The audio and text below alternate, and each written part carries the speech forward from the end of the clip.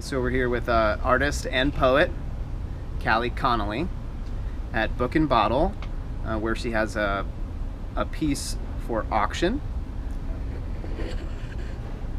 What is encaustic, the medium that this piece is made out of? So encaustic is melted wax, pigmented wax, and it was first used for mummy portraits, as well as to paint ships. So when they had ships with the bows and it had the mermaid on the front, at one point those used to have paint on them, and they used wax paint for that because it wouldn't wash off in the water.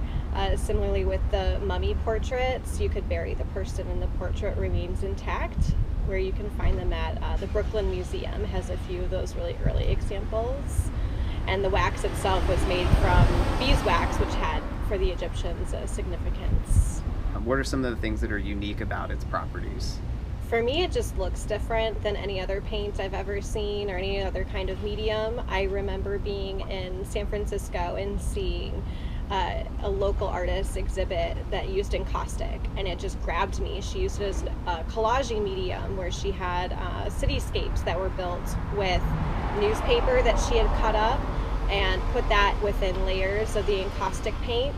And it, to me, it's just unique and fascinating, and I don't often see it used, but you can use it as a sculpting medium, a collaging medium. There's just sort of endless opportunities for how to use it that for me really opens up a lot of doors for creative uses. So this piece is a small part of a larger work. Could you give us a little insight as to the title or the scale of that piece and the inspiration behind it? Yes. So I created this piece in the middle of the really serious COVID shutdowns. It's made out of 9 wood blocks that I put together into one canvas and painted over. When I create the pieces, I'm usually dancing as I drip paint over the canvas in multiple layers, and I use a heat gun to infuse it. Each piece for me represented a flower stem that becomes a part of the bouquet, which is hence the name bouquet. I wanted something that felt very accessible to people, so it's not a large piece, it's not a huge commitment for your wall, it's something that's just small and pretty that you can put on a desk, you can put it on a bookshelf. So I wanted it to be accessible to the public, and I wanted it to be a way for people to connect again with local artists in St. Pete, because during the shutdowns that was so hard to do. You're so used to walking into different coffee shops and restaurants and like seeing local art, and all of a sudden we were kind of separated from that. And I wanted this to be, as a canvas, a way to reimagine what community is and have little pieces to distribute amongst the community that are a part of this larger whole. What are some of the motivations behind your artwork, and do you create in other mediums? Well, I studied anthropology, which tends to come through a lot in the artwork that I create, as well as my writing. So I'm a poet that performs around St. Pete. I'm also working on some short stories that I hope to develop into a book.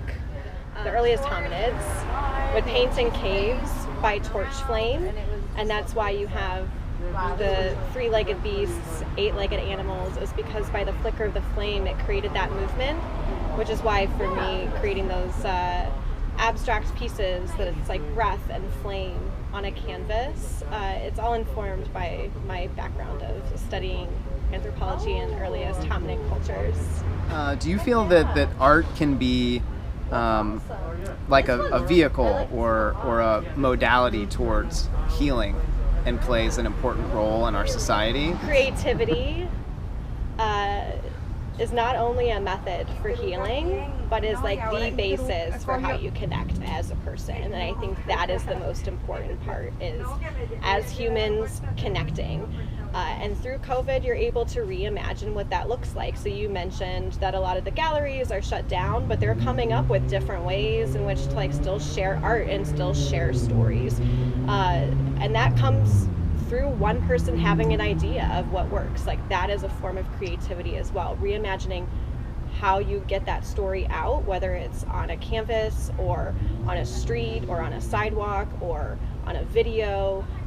You're taking that perspective, that story, and sharing it. And it's only through then other people being able to add those creative ideas behind it that also allow that story to be shared.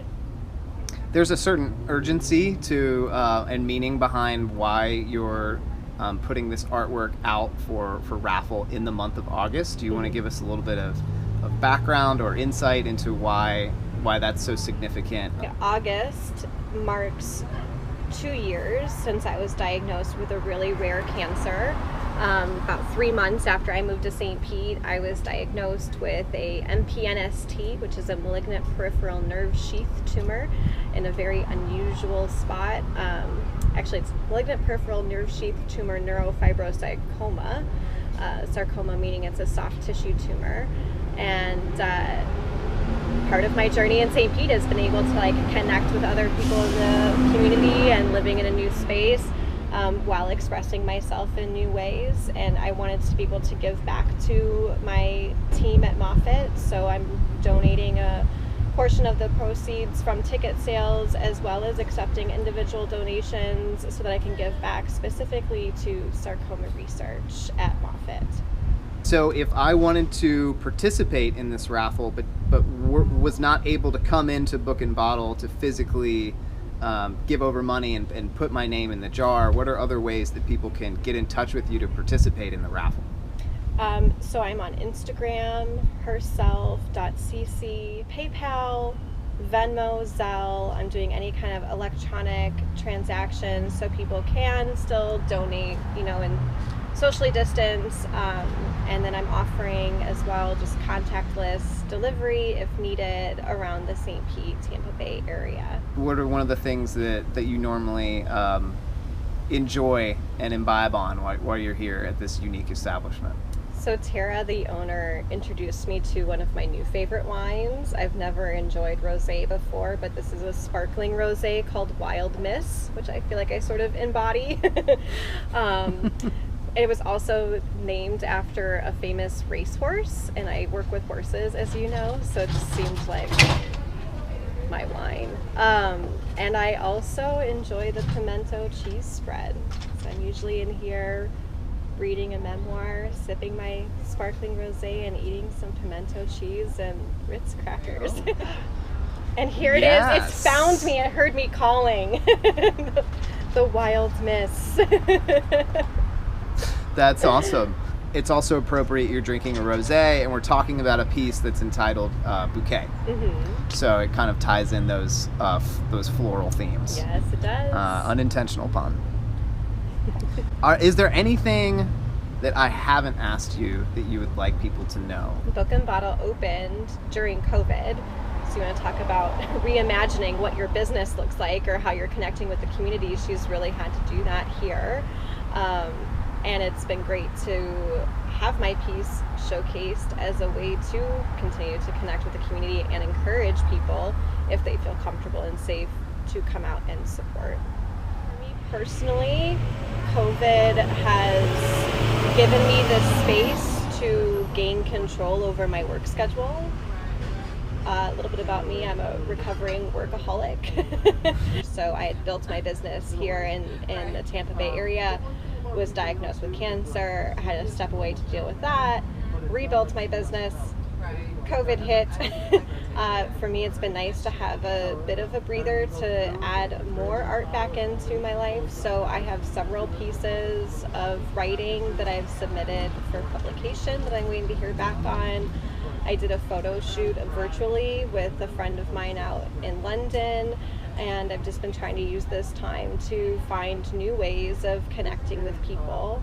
And I think it's just always important to focus on what you can do.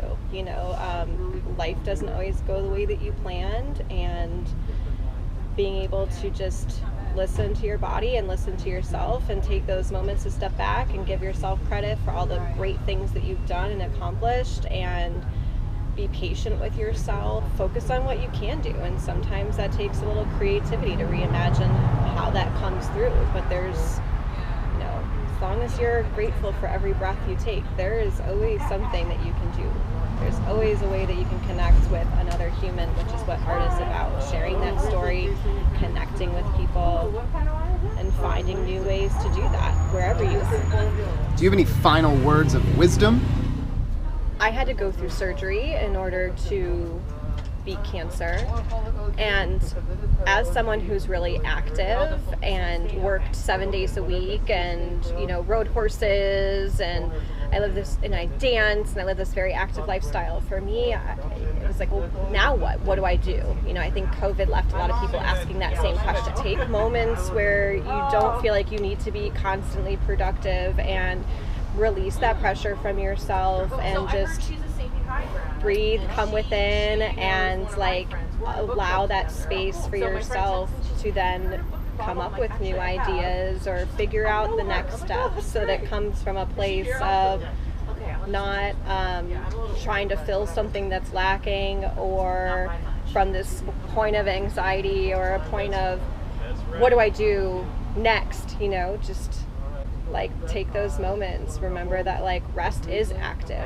Meditation is peaceful, quiet, and active, so that you can take that and integrate that into your life as you move forward in whatever way that looks like for you. Thank you for taking time out so we could get together and sit down and talk a little bit more about your piece. And I'm excited to read more of your poetry and view more of your artwork in the weeks and months to come. So thank you. Callie, thank you.